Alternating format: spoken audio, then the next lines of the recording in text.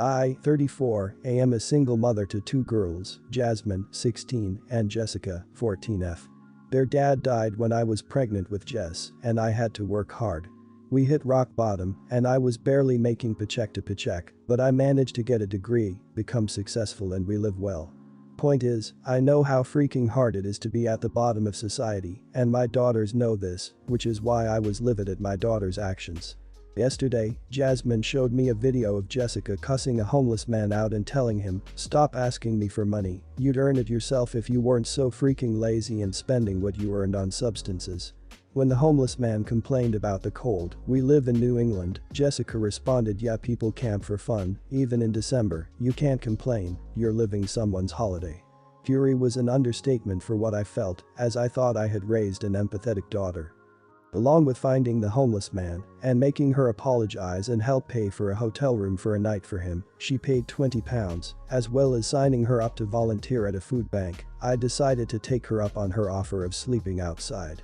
I locked her bedroom door so she couldn't go in, put a sign on it saying closed for the holidays, pitched a tent in the garden and filled it with blankets and the sleeping bag I used when I was camping in Norway on a family holiday as a teen, aka really bloody thermal. I slept in the room closest to the garden for that night, so I was nearby if anything were to go wrong. She was reluctant to do it, but chose it over the option of not having access to her phone until the Christmas holidays are over.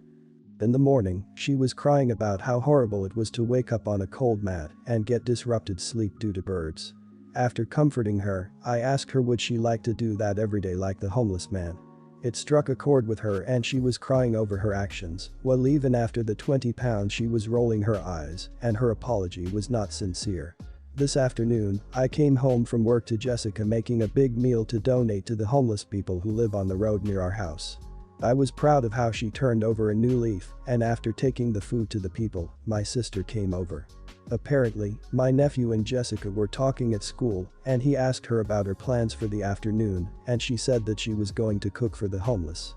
My nephew asked what triggered that and Jess told him everything, which he relayed back to his mum.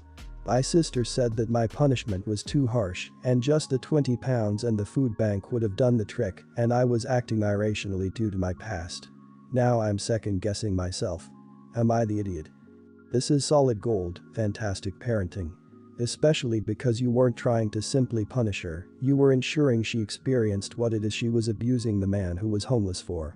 It's such an important lesson. Sometimes even if we think we're raising empathetic children, it's hard to learn without experience.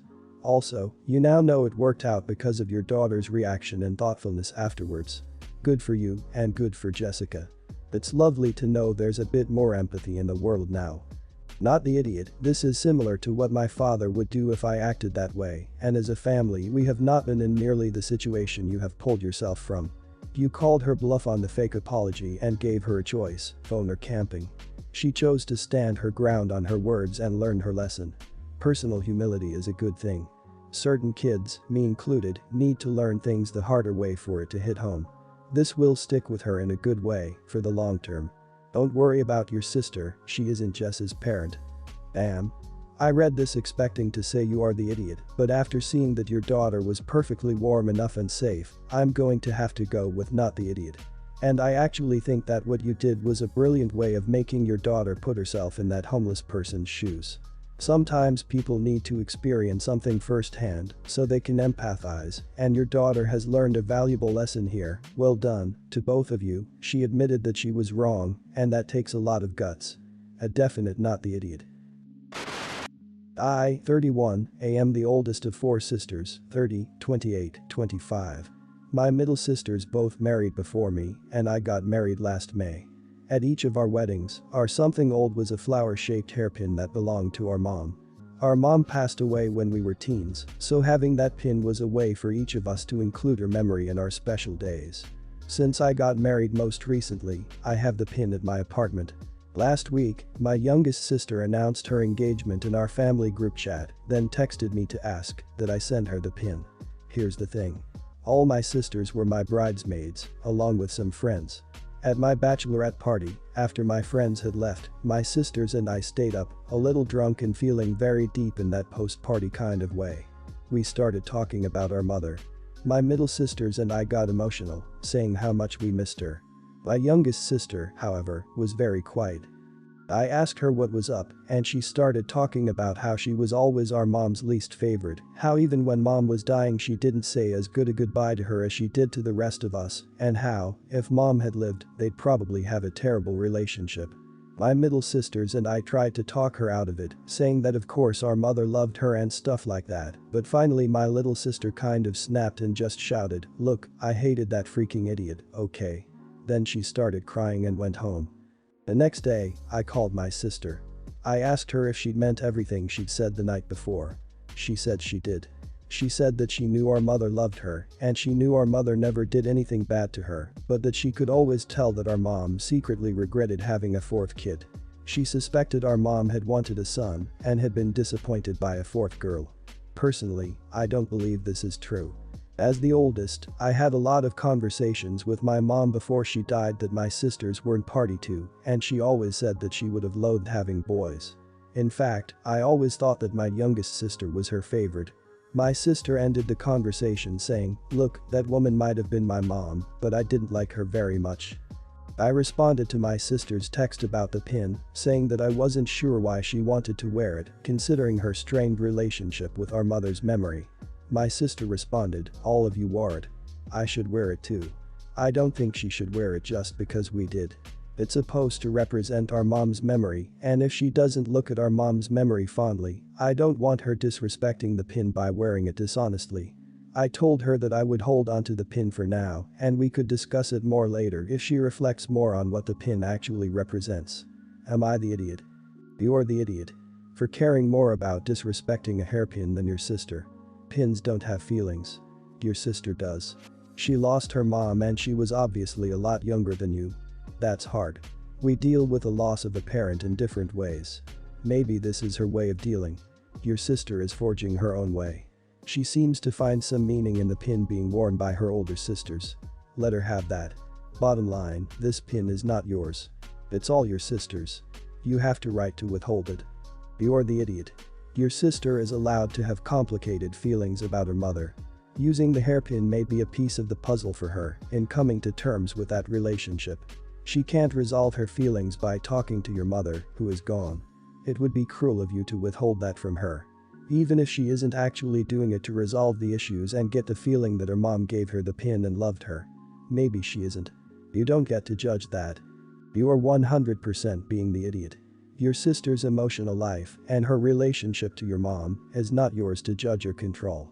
You have no right to be gatekeeping her own healing process just because you disapprove of her, possibly valid, feelings toward your mom. Show some genuine love and compassion. Let her wear the pin. It could have a huge healing impact on your sister's feelings toward her. At least, respect her for being an adult who wants to honor your mother and participate in an important tradition. Background. I was married to my ex-husband, John, for 10 years. We had 2 kids together, Kate and Luke. When the kids were 6 and 8, John went through a tragic, life-changing year. He was driving his parents to the airport and they were hit by a drunk driver. His parents died on impact and John was severely wounded. He spent almost 8 months in the hospital and ended up losing his right leg. John was never the same after that year.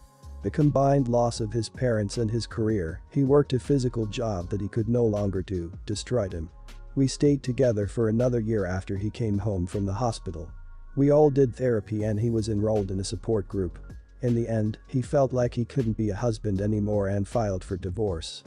For the next 15 years, he did his best to continue to be a father. I had full custody, but the kids would still see him on weekends. When I remarried, everything changed. My now husband, Ben, is an amazing stepfather. The kids fell in love immediately and slowly stopped trying to see their father. I tried to get them to continue their visits, but they refused more and more as they got older. Now, John died about a month ago. When I told the kids about their father's death, neither had much reaction. It was like I had told them their great aunt they never met had died. At his funeral it was supposed to be our family plus a few old friends of John. That is everyone he had in life. Both kids made excuses why they couldn't go to the funeral and neither attended. I am completely heartbroken for John. I realized they didn't have a relationship at the end, but he was their father. He raised them though much of their childhood, and after that tragic year, still did his absolute best under the circumstances. I am disgusted that my children have no empathy for him. A week or two after the funeral, the eldest, Kate, called me to ask if anything had been left to her. Apparently, she is looking to buy a house and wanted to see if she would get any cash. I hung up on her. I invited Kate and Luke to my house and sat them down. I told them that their father had willed me everything. After the sale of his house, the costs of the funeral, it was about $60,000. I told them how disappointed I was in their lack of empathy. That their behavior regarding John's death was unacceptable. I then told them I don't think either of them deserve money. They were predictably upset and tried to argue, but I held firm. They both left shortly after. I haven't done anything with the money yet, but I want to donate it to the rehabilitation program that had supported John so many years ago. Would I be the idiot to do this? You're the idiot. Your kids are adults, but you seem unhappy that you can't control them and make them have the emotional reactions that you want. You also seem very dismissive of their pain or other commitments. It is very difficult moving during COVID, and your son's friend possibly really needed someone reliable and safe to help. Like you've been copy and pasting his replies, you can do what you want with the money, but is withholding it from them to give to someone you think is more worthy really going to accomplish much? Not the idiot. It sounds like John made the decision to leave things to you. Probate would have split everything between the kids. Before you follow through, though, you might run the situation past a less partial third party. Just to make sure your kids didn't have valid reasons for not coming in a pandemic. To be honest, I don't think I'd fly to a funeral right now, even for a closest friend. My parents both said that if they do catch and die of this, to cremate them and have a service later, when it is safer. No idiots here. Have you considered that your kids have been mourning the loss of their father since the accident? They were both very young, and the daddy they knew left and never came back. Over the years they have probably come to terms with it in their own way, so the finality of his passing was not the sudden shock it might have otherwise been. They have been processing their loss for years and may not realize you are in a different place in your grief journey. It feels like you are punishing them for not reacting to their grief like you expect they should. My dad married my now stepmom almost a year ago. She has 2 kids, and there's me. My stepsister, 13, got a new phone, Samsung Galaxy S20, if it matters, along with a cake and a surprise party for her birthday 5 months ago. My stepbrother, 20, got a new car, as well as €100 cash, to go celebrate with his friends for his birthday 2 months ago. I turned 18 a few days ago, pretty big deal, being able to vote and drink, get a license. And for my birthday I got a dress and 3 pairs of socks, and a warning that I had to parent now. Now I know my stepmom doesn't like me, that's no secret. Her kids don't do chores, so my stepmom and me each do 50-50-ish. I never complained about it because I want her to like me. Her kids always come first, and I'm getting tired of it. Her son works full-time and doesn't parent, but I have to pay $200 a month. But I'm disappointed with my dad. They go 50-50 on expenses, including gifts. He paid €500 for a smartphone for my stepsister, €2,000 for a car for my stepbrother, and I get socks. I realize some people don't get anything, and I should be happy they're allowing me to live there and all. But I'm getting sick of being treated so differently from the other kids. I gave the dress back to my dad and told him I don't want it and that this was a disappointment. My stepmom came in and she was mad, thinks I am an ungrateful child. My friends are on my side, but that's not saying much. Am I the idiot for being upset? Not the idiot. OP, if your dad can't grow a spine and treat you equally along with your step-sibs, you're better off without him. This type of behavior will continue, your bridal shower, wedding, baby shower, when you graduate school, buy a house, treating your kids differently, etc. It won't get easier, and you will feel like crap every time. It's not about items, it's about blatantly feeling unvalued. For your mental health, let your dad know how it is, and if he wants to fight for you he will, if he doesn't, you're better off without him. Not the idiot at all. Your stepmom needs to realize she married your dad, and you are not Cinderella. Your dad needs to stop letting his wife treat you like a maid. I'd calmly explain the difference in presence, and that it upset you and that no, you will not be paying rent, whilst your stepbrother doesn't. Depending on where you are in Europe, being 18 doesn't mean they can stop providing for you. Most than anything, I wanted to wish you happy birthday, and for you know that there are a million stars in the sky that will always value you. Not the idiot. Your dad is awful. You need to have a serious talk with him. Is it stepmom's house? If you have to parent, so should stepbrother. It does not sound like money is short in the house. Remind your dad that unless he steps up, he will lose you and any grandchildren you may have in the future. Be prepared for him to be a complete idiot and to not care. Stop doing chores that aren't yours until the rest of the family pitches in. You may as well stop trying to make this woman like you. She doesn't. Cut your losses. She is awful. No other family anywhere. Recently I told my husband I was going to make him traditional style roasted salsa verde like my family made. I was super excited about this. I haven't made it since before we even started dating. Some background on this: my husband is autistic and is a cooking snob, made worse since he is a chef. 2 years ago I told him I don't like cooking with him and refused to do it anymore because he always talked down and corrected me. He insisted it was so I can improve my technique despite me telling him it was just fun trying things. He never comments on taste, my process, if he's watching. He asked to help make the salsa, so I asked him to chop the vegetables and I would do the rest since there really isn't much. He immediately smashed the garlic, which I asked him not to, because it was easier to peel. He watched me cook a few seconds and proceeded to start a second burner and spray it with butter, despite my telling him that wasn't needed. He insisted on shaking the pan to roast the veggies because it's more efficient than my turning them to roast each side. Just undermining me every step. I tried to feed him a chip with the salsa when we finished, and he insisted he couldn't eat as he was in work mode. I commented I thought we were just having fun, and he basically insisted he was in work mode and to give him a few minutes. I decided it wasn't worth the fight and stepped outside for a cigarette. I came back, asked if he tasted it, and he said it was good but added cream and other stuff.